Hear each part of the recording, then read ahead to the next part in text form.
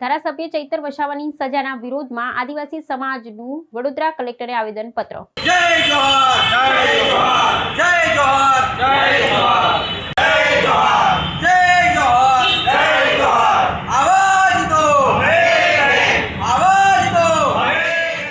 વડોદરા શહેર સ્થિત નવીન જિલ્લા કલેક્ટર કચેરી ખાતે આદિવાસી સમાજના આગેવાનો દ્વારા ડેડિયાપાડાના ધારાસભ્ય ચૈતર વસાવાને ફટકારવામાં આવેલી 7 વર્ષની સજાના વિરોધમાં ઉગ્ર રજૂઆત કરવામાં આવી હતી। સમાજના પ્રતિનિધિ મંડળે જિલ્લા કલેક્ટર અનિલ ધામેલિયાને આવેદનપત્ર પાઠવી ધારાસભ્યને રાજકીય ષડયંત્રના ભાગરૂપે ખોટા કેસમાં ફસાવવામાં આવ્યા હોવાનો ગંભીર આક્ષેપ કર્યો હતો।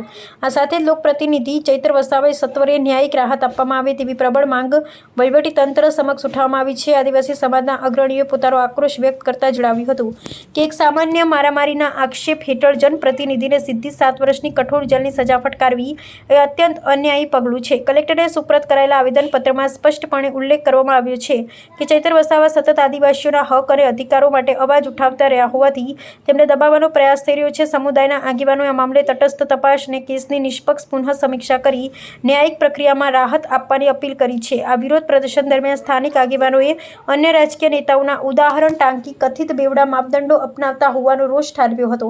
તેમણે હાર્દિક પટેલનું નામજોગ ઉદાહરણ આપતા જણાવ્યું હતું કે અન્ય નેતાઓ પર અગાઉના અનેક કેસો નોંધાયેલા હોવા છતાં તેમની સામે આજ દિન સુધી કોઈ જ નક્કર કાર્યવાહી કરવામાં આવી નથી। જ્યારે એક આદિવાસી નેતાને ન જીવા કારણસર જેલના સળિયા પાછળ ધકેલી દેવાયા છે। સાથે ચીમકી ઉચ્ચારી છે સમાજે કે જો તેમની માંગ સંતોષવામાં નહીં આવે તો આગામી સમયમાં વિરોધ પ્રદર્શન વધુ ઉગ્ર સ્વરૂપ ધારણ કરશે।